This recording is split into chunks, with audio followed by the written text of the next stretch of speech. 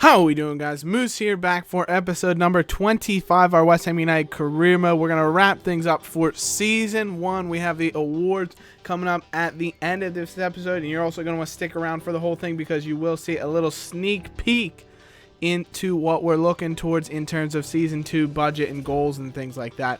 We'll give you a quick look at that. Remember, get your transfer targets in for next season. I've got a ton of them. They're already on the short list, ready to go, because we will be live commenting the summer transfer window, so we're gonna get that underway. But finishing up with season 1 here, like I said, Checo Keontae's come to me and says, I want a new deal, boss, and he's been an integral part of our team. I thought he was absolutely phenomenal for us throughout the entire season.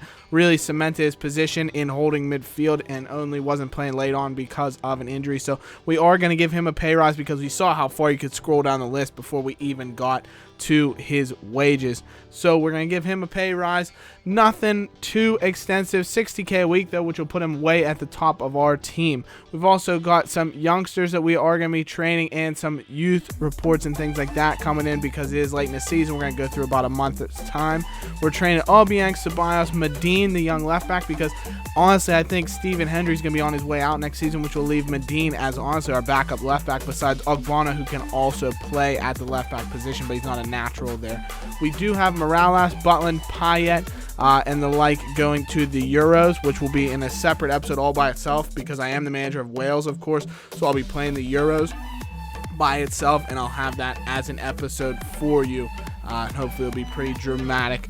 But we can see Keontae has accepted his deal, which is fantastic for us. We don't have to worry about him going anywhere as we have extended him. We continue our training throughout the months. I just kind of smudged all the training here together, and you can see we've got some players that I really want to make an impact. Guys like Ceballos, he's 77, almost 78 overall, but he's a different type of player. Doesn't have a ton of pace. He's unbelievable ball control and dribbling and things of that nature, though. So he really is just a fantastic technical find, but we want to see if he can fit into the side that we've really created and if he can gel with the boys. If not, we might have to think about loaning him out, letting him go, potentially, because he's going to fetch us a hefty fee if we do let him go. And we did get him in on the cheap, so it could be just a matter of profit, or should we keep him in the team? Let me know what guys you think we should transfer out. I've gotten some responses already from you guys, but like I said, let me know if you have any further suggestions. But we have heard back from the board as we've hit the end of the season. Our target was to finish mid-table, and they said we've had a phenomenal season. We finished in 6th, which is very, very upper mid-table. We didn't, unfortunately, qualify for the Europa League because you'll see later, teams that won the cup competitions were not already qualified for Europe, and so they'll take those remaining 2 Europa places, while 5th place will take the 3rd one that's guaranteed to England. But we're going to look through the other leagues, of course. Anderlecht won the Belgium League. Chile going on, of course, they're in their season because they're in a different hemisphere. FC Midtjylland, who, ironically enough, is my pro club's team that we've used. I'm actually a supporter of them now, ironically enough. They're one of the teams I follow along with. They've won the Danish League. Hull, Middlesbrough, and someone from the Burnley, Derby, QPR, Fulham quartet will be coming up to the Premier League next season, so we can look forward to playing Hull and Middlesbrough. France, obviously PSG dominated the league, and they come away as champions. No real surprise there. Bayern winning the Bundesliga with only 2 losses all season. Of course, no surprise again. And Dortmund actually stayed with them for a decent amount of time, so congrats to them. But Juventus finally knocked off their perch in Serie A. They finished in 3rd, so they'll still be in the Champions League. But Lazio actually won the league with their heated Roman rivals, Roma, coming in 2nd. Ajax winning the Dutch league. No real shocker there. Poland, Legia Warsaw coming in 1st. We're going to have the Portuguese league, Benfica narrowly being out Porto, with Braga and Sporting Lisbon trailing behind them. Shamrock Rovers winning the Irish league. Zenit winning the Russian league. So not a ton of surprises through most of these leagues. Celtic, of course, dominating the Scottish league as they're wont to do.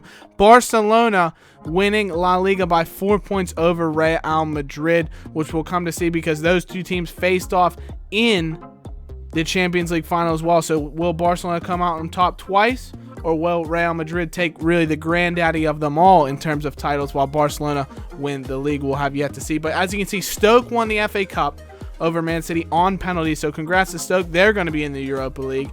We also see the Capital One Cup was won by Watford, which you'll see in just a moment, 2-1 over Newcastle, which means Watford's going to be in the Europa League as well, even though they're getting relegated, which is just absurdity.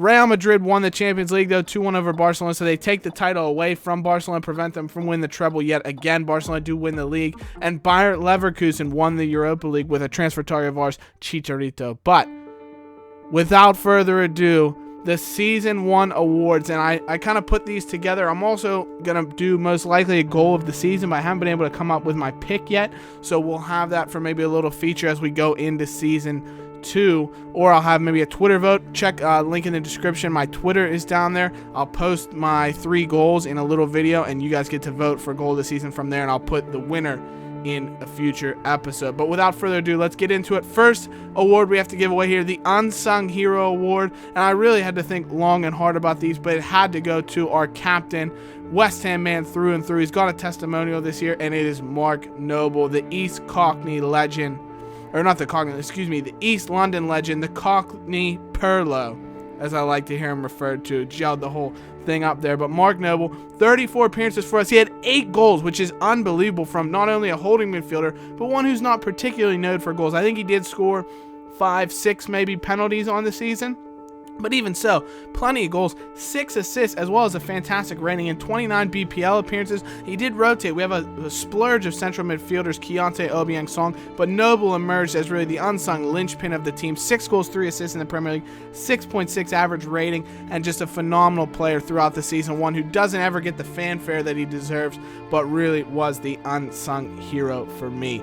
That's going to lead us now into our next award, and it's the best transfer. Normally, this will be the best transfer that we make throughout the season. However, we had to take into account the players that were new to West Ham this year that the board brought in before they appointed me as the manager. So for me, the best transfer all season was someone that the board had brought in early on, which was Dimitri Payet. No question about 38 overall appearances for the club. He had 11 goals and 12 assists. Was just a phenomenal performer.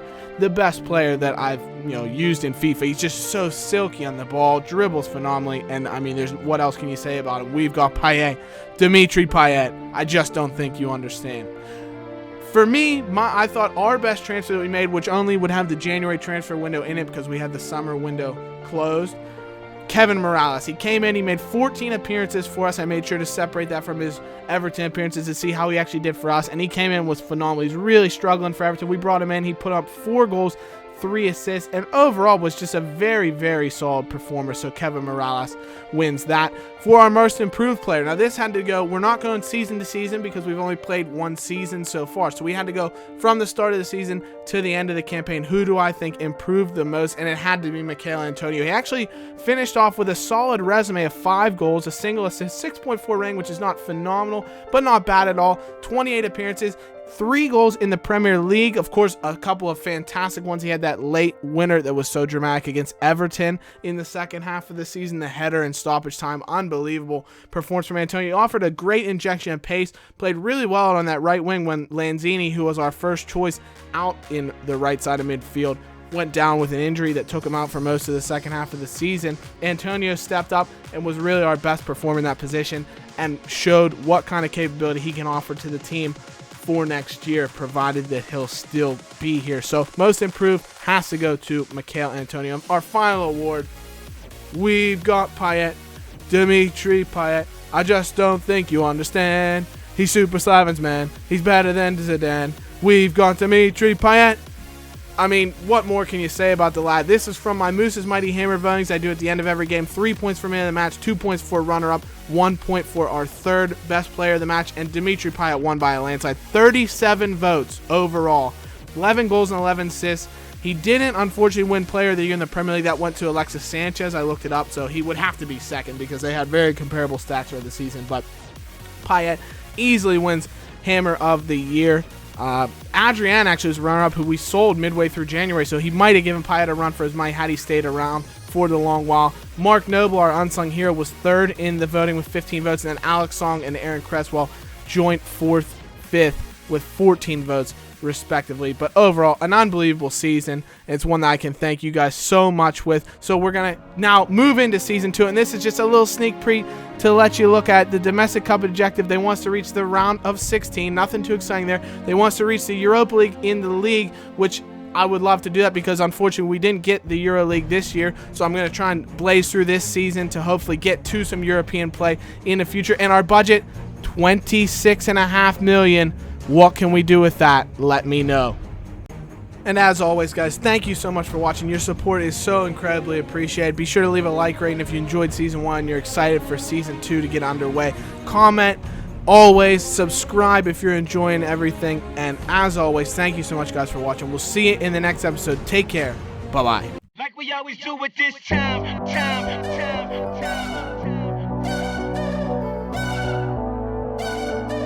I got to shine.